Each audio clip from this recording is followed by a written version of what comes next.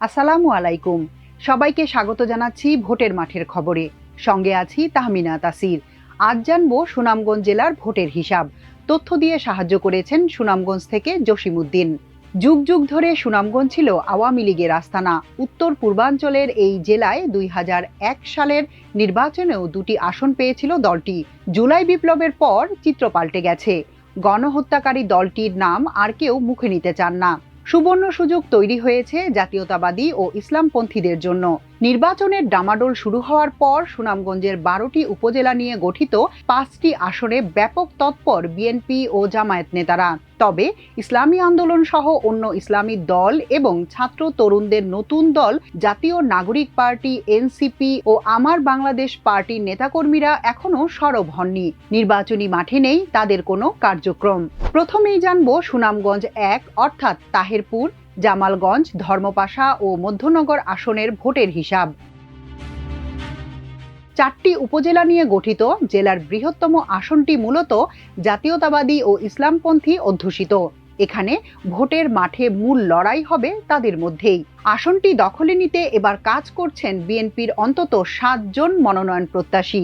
তারা হলেন তাহেরপুর উপজেলা পরিষদের সাবেক চেয়ারম্যান, কেন্দ্রীয় কৃষক দলের সহ সাধারণ সম্পাদক ও জেলা বিএনপির আহ্বায়ক কমিটির সদস্য আনিসুল হক, তাহেরপুর উপজেলার সাবেক চেয়ারম্যান, জেলা বিএনপির আহ্বায়ক কমিটির সদস্য কামরুজ্জামান কামরুল, ধর্মপাশা উপজেলার সাবেক চেয়ারম্যান, জেলা বিএনপির আহ্বায়ক কমিটির সদস্য আব্দুল মোতালিব খান, তাহেরপুর উপজেলা বিএনপির আহ্বায়ক কমিটির সদস্য সালমা নজির, কেন্দ্রীয় যুবদলের সাবেক সহ সাংগঠনিক সম্পাদক মাহবুবুর রহমান, যুক্তরাজ্য জাতীয়তাবাদী আইনজীবী দলের সাধারণ সম্পাদক ব্যারিস্টার হামিদুল হক আফেন্দি এবং কেন্দ্রীয় ছাত্রদলের সহসভাপতি নিজামুদ্দিন।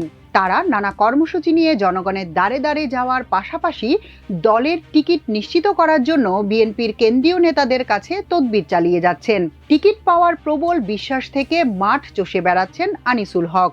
অপরদিকে একক প্রার্থী নিয়ে জোর প্রচার চালাচ্ছে জামায়াত। এবার দলের জেলা আমির মাওলানা তোফায়েল আহমেদ খানকে এই আসনে মনোনয়ন দেয়া হয়েছে।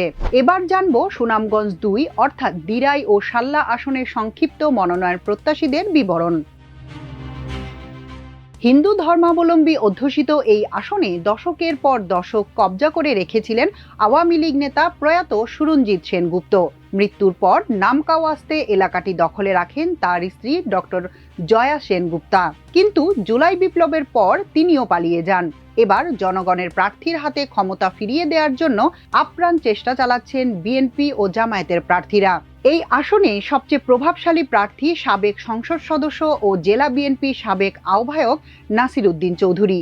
তবে দীর্ঘদিন ধরে তিনি বার্ধক্যজনিত কারণে নানা রোগে ভুগছেন। তার পক্ষে কর্মী সমর্থকরা মাঠ চষে বেড়াচ্ছেন, বিভিন্ন কর্মসূচির মাধ্যমে চালাচ্ছেন প্রচার। এরপর আলোচনায় আছেন ১৯৯৬ সালের নির্বাচনে বিএনপি থেকে নির্বাচিত সংসদ সদস্য ও অবসরপ্রাপ্ত বিচারপতি মিফতাউদ্দিন চৌধুরী রুমি এবং জেলা বিএনপির উপদেষ্টা তাহির রায়হান চৌধুরী পাভেল। তবে এই আসনে মাঠে সবচেয়ে বেশি সাড়া ফেলেছেন ইসলামী ছাত্র শিবিরের সাবেক সেক্রেটারি জেনারেল ও সুপ্রিম কোর্টের আপিল বিভাগের আইনজীবী মোহাম্মদ শিশির মনির। জামায়াত তাকে মনোনয়ন দিলেও সৃজনশীলতা ও জনসেবামূলক কার্যক্রমের মাধ্যমে ইতোমধ্যে ব্যক্তির ভাবমূর্তিকে দলের ঊর্ধ্বে নিতে সক্ষম হয়েছেন। এদিকে হিন্দু ভোটারদের পুঁজি করতে কৌশলগতভাবে জাতীয় নাগরিক পার্টির কেন্দ্রীয় নেতা অনিক রায়কে প্রার্থী করার কথা ভাবছে দলটি। বিভিন্ন কর্মসূচির মাধ্যমে মাঠে তৎপর হওয়ার চেষ্টা করছেন অনিক। দর্শক, এখন আপনাদের জানাবো সুনামগঞ্জ ৩ অর্থাৎ জগন্নাথপুর ও শান্তিগঞ্জ আসনের কথা। প্রবাসী অধ্যুষিত এই আসনে যুগ যুগ ধরে রাজত্ব করেছেন আওয়ামী লীগ নেতারা। পাশাপাশি শক্ত অবস্থান রয়েছে ইসলামপন্থীদের। এরই প্রভাবে ২০০৫ সালের উপনির্বাচনে বিজয়ী হয়েছিলেন ৪ দলীয় জোটের প্রার্থী জমিয়ত নেতা মাওলানা শাহিনুর পাশা চৌধুরী। গত নির্বাচনে তিনি তৃণমূল বিএনপি থেকে নির্বাচন করে জামানত হারান। পরে তাকে বহিষ্কার করে জমিয়ত। বর্তমানে মাওলানা মামুনুল হক নেতৃত্বাধীন খেলাফত মজলিসে যোগ দিয়ে নির্বাচনী প্রচার চালাচ্ছেন মাওলানা শাহিনুর। এবার ধানের শীষের প্রতীক পেতে দৌড়ঝাঁপ করছেন যুক্তরাজ্য বিএনপির সাধারণ সম্পাদক ও কেন্দ্রীয় নির্বাহী কমিটির সদস্য এম কয়সর আহমদ। জেলা বিএনপির হেভিওয়েট ২ নেতা ফারুক আহমেদ ও আনসার উদ্দিন তার পাশে থাকায় ভোটের মাঠে ছড়াচ্ছে উত্তাপ। এছাড়া শিক্ষা ও সংস্কৃতিতে এগিয়ে জাতীয়তাবাদী আইনজীবী ফোরামের যুক্তরাজ্য শাখার প্রতিষ্ঠাতা ব্যস্ততাকালীন সভাপতি ও জেলা বিএনপির সাবেক সহসভাপতি ব্যারিস্টার আনোয়ার হোসেনও মাঠে তৎপর। এদিকে একক প্রার্থী ঘোষণা করেছে জামায়াত। অ্যাডভোকেট ইয়াসিন খানকে অনেক আগে দলীয় টিকিট দেওয়ায় বিভিন্নভাবে প্রচার চালিয়ে ইতোমধ্যে মাঠে সাড়া ফেলেছেন।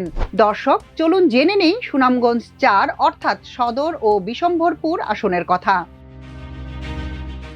জেলার প্রাণকেন্দ্র নিয়ে গঠিত আসনটিতে বিএনপির রয়েছে একাধিক মনোনয়ন প্রত্যাশী। তাদের মধ্যে বেশি প্রভাব বিস্তার করতে পেরেছে জেলা বিএনপির সাবেক সাধারণ সম্পাদক অ্যাডভোকেট নুরুল ইসলাম নুরুর নেতৃত্বাধীন এবং জেলা ছাত্রদলের সাবেক সভাপতি ও জেলা বিএনপির আহ্বায়ক কমিটির সদস্য আবুল মনসুর শওকত নেতৃত্বাধীন পক্ষ।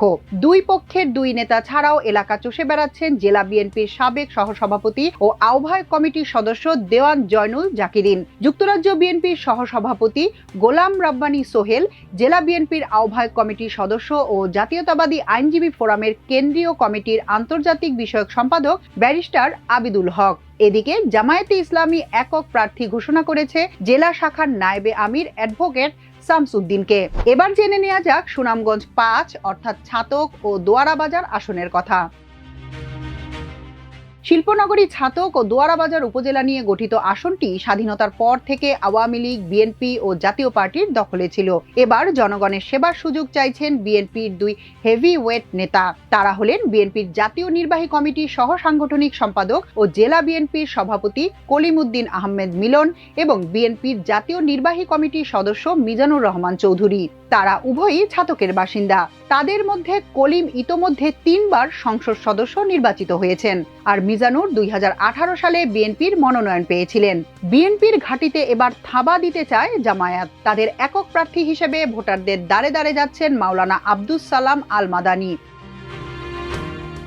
দর্শক, আমাদের আজকের আয়োজন এ পর্যন্তই। কাল আবার একই সময় কুমিল্লা জেলা নিয়ে হাজির হব আপনাদের সামনে। সে পর্যন্ত আল্লাহ আপনাদের সবাইকে ভালো রাখুন, সুস্থ রাখুন। এতক্ষণ সঙ্গে থাকার জন্য অশেষ কৃতজ্ঞতা। আল্লাহ হাফেজ।